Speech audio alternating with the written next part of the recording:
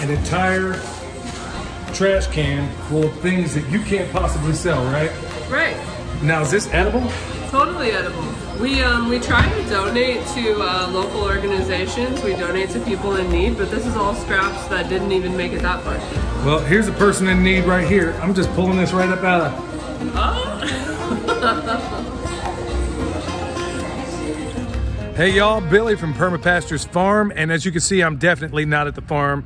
I'm at West End Bakery, and I'm with the owner, operator, chef extraordinary, world traveler, cooked all over the planet, and she's a friend of mine, along with her husband, Donnie.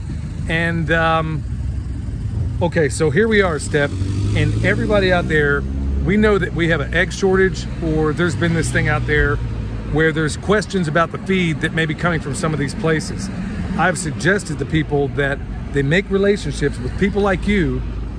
So what would be the best way for them to go about doing that? My argument has always been, make yourself a blessing to the people out there, and they may in turn bless you. Now, you as a chef, if somebody were to come in here and say, hey, I'm looking, can I have your food scraps? Now, clearly it can't be anybody else because I'm working with y'all. Yeah, so it can't be anybody else, but if somebody were to go into, let's say, the typical chef out there and they're wanting their food scraps, what would be some things that they should say? Oh, absolutely. I mean, I would definitely talk about the farm, make it more real for them, see where their product is going, and tell them how necessary it is, but also make it easy for them. Tell them what can go in the bin, what can't go in the bin, maybe have some signage.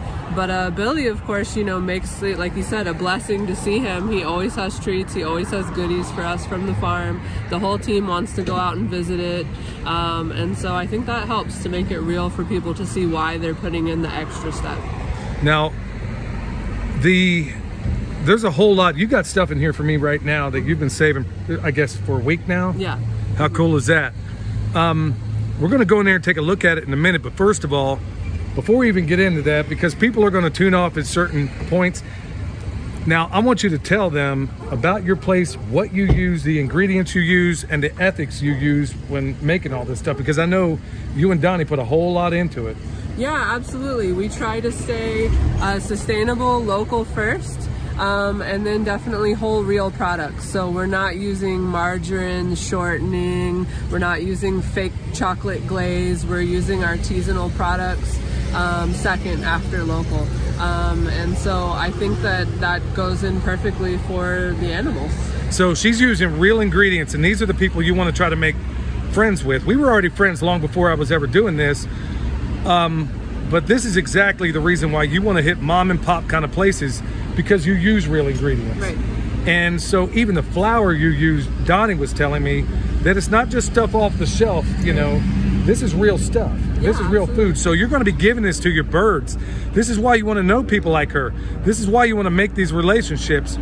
But before we get any further, Steph, let's go inside and see what you got for me. Now, first of all, tell everybody where you're located, because this place, I helped do a little bit of work for them, and this place honestly was nearly condemned. So you guys just got this place, fixed it up. It looks fantastic, smells fantastic.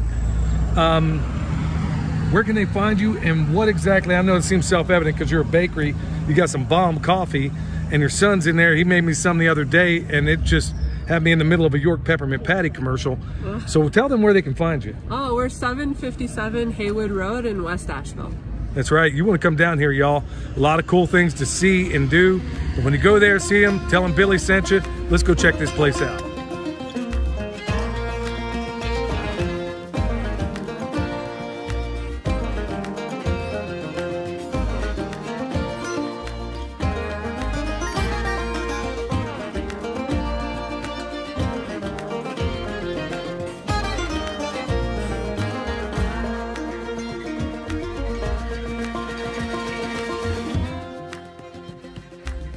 All right, this place is off the meat wagon, y'all. You definitely want to come here.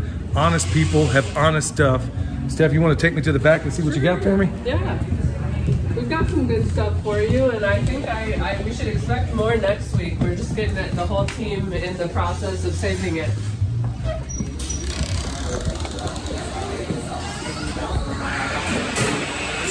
All right, so here we are, and this is what they got for me, an entire trash can full of things that you can't possibly sell, right?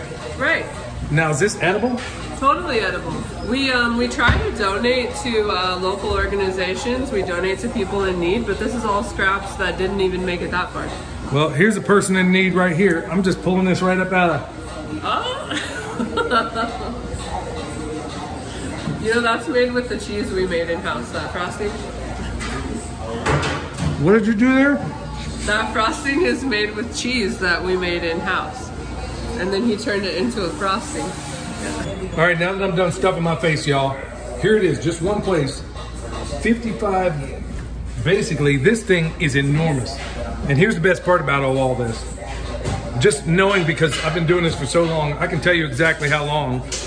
This will feed at least, I would say 30 chickens for a week if you did it right, especially if you were to take this stuff piece by piece, break it down to the weight you need, and then ferment it. You can even get more life out of it. Or let's say you have, you could be in a position to where you have a, let's say you have store-bought feed and you want to supplement it. Well, there is nothing better than this, made with honest ingredients, made from honest people. That's what I'm talking about. So we're gonna put this in the truck, and I got a few more other places to stop. But this is real food that you can eat. You just saw me pull something out of a trash can, and I ate it myself, and it was off the hook. So anyway, Stephanie, one more time, where can they find you, and what are your hours? Oh, okay, yeah, we're 757 Haywood Road in West Asheville.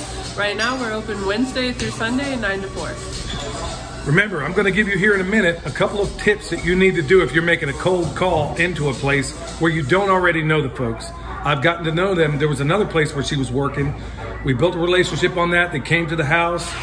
She gave me all kinds of wonderful things that I love to eat, maybe a little too much of from time to time, but make those relationships.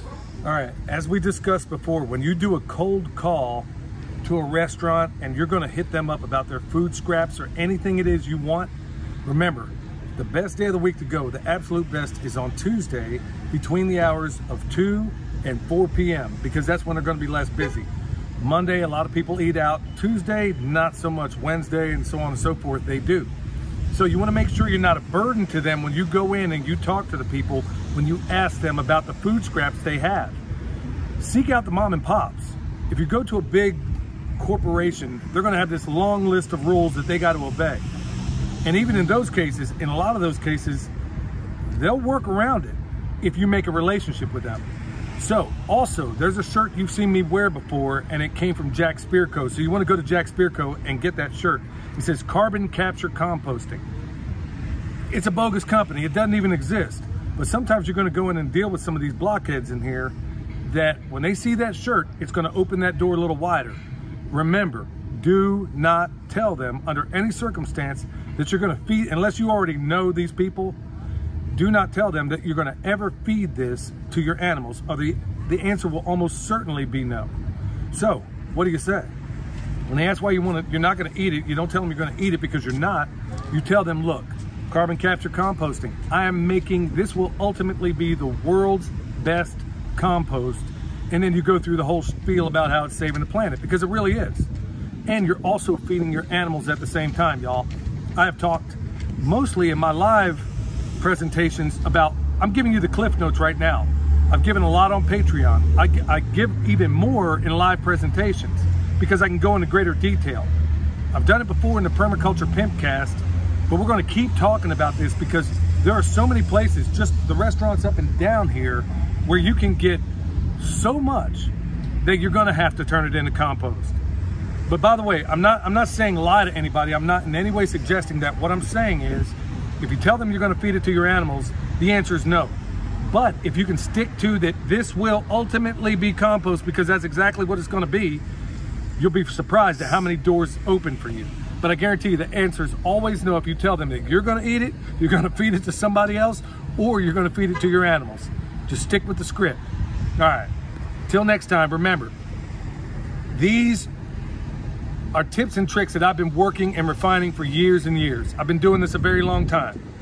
I know a lot of you are just now getting into this space and you need resources. Well, I'm giving you the fast track on how to get there.